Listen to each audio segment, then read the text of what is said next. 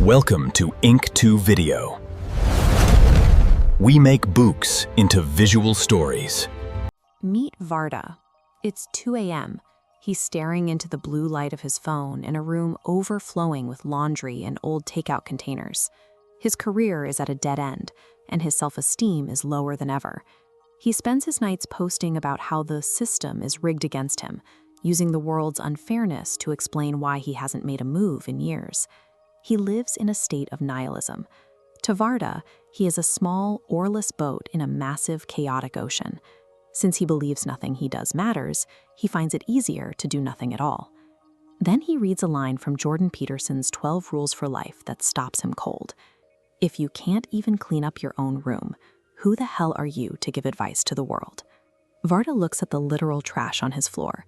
He realizes that as long as he focuses on fixing society, he never has to face the fact that he can't even manage his own apartment. The chaos around him is no longer an accident. It's a reflection of his own choices. Varda begins with Rule 1, stand up straight with your shoulders back. It's an instruction for the body, but it's designed to trigger a specific, powerful change in the brain. This diagram shows how the human brain monitors your social status and environmental safety. When you physically straighten your posture, your brain responds by regulating the flow of serotonin, which directly impacts your mood and confidence. We share this ancient neurochemical system with crustaceans like lobsters. In the wild, a lobster that wins a fight will stand tall and stretch its claws, signaling its dominance. This posture shift reinforces its internal chemistry, making it less prone to future anxiety. Varda consciously pulls his shoulders back and lifts his chin. He notices that he feels more grounded and less jittery, as if he is literally occupying more space in the world. By taking ownership of his physical presence, he creates a stable platform for himself. He is no longer just reacting to his environment. He is physically preparing to face it. Next, he moves his focus to his immediate surroundings. Rule 5 states, set your house in perfect order before you criticize the world. Varda begins the process of cleaning.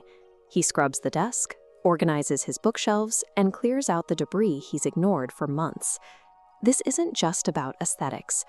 Bringing order to a physical room provides a concrete template for bringing order to a chaotic mind. It's the first step in proving to himself that he can actually influence his reality. He then applies this same discipline to Rule 7, tell the truth, or at least don't lie. At work, he stops telling small, convenient lies to avoid social friction, choosing instead to be direct about his progress and his mistakes. Between a clean room and a more honest way of speaking, the daily mental fog begins to lift. Varda is building a foundation of integrity that makes him harder to knock off balance. Even with his room clean, Varda still faces the trap of external comparison. He sees a social media post of a friend buying a new house and feels a surge of resentment. This chart shows the Pareto distribution, which reveals that across almost every human endeavor, a small number of people will achieve a massive amount of the total results. Inequality is a natural law of the universe, not a personal conspiracy designed to keep Varda down. Peterson's Rule 4 suggests that measuring yourself against the top of this curve is a recipe for bitterness. Instead, you compare yourself to who you were yesterday. Success becomes a measure of your own daily 1% improvements. Varda shuts his laptop. He stops looking at his friend's highlight reel and instead spends 1 hour working on his own career portfolio, something he didn't do yesterday. By focusing on his own incremental growth, the weight of envy disappears.